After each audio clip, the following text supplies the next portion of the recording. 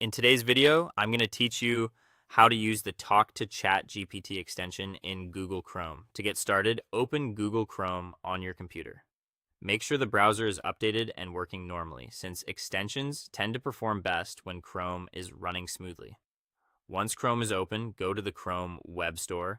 This is the official place where Chrome extensions are available. So it's the safest and easiest way to install the tool you need. When you're in the Chrome Web Store, use the search bar to look for the Talk-To-ChatGPT extension. As you type, you may see several similar results, so take a moment to find the correct extension name. This helps you avoid installing the wrong tool and makes the rest of the setup much easier. Once you find the extension, click the Add to Chrome button.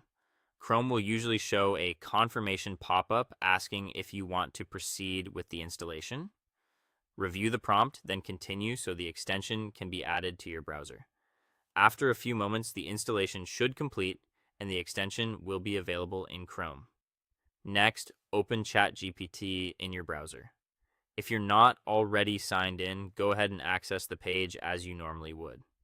The extension works alongside the ChatGPT interface, so having that page open is important before you try to use voice input. At this point, you may be asked to allow microphone access. If that permission request appears, accept it so the extension can hear your voice. Without microphone access, the voice feature won't work.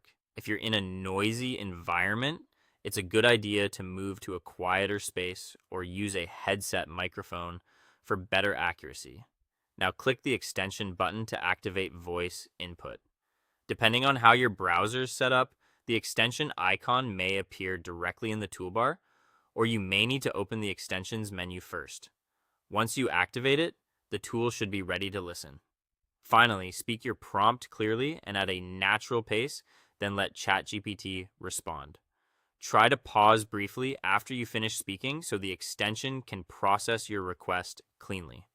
If the first result isn't exactly what you wanted, you can simply try again and phrase your prompt more specifically. With that, you're ready to interact with ChatGPT using your voice, making the experience faster, easier, and more hands-free.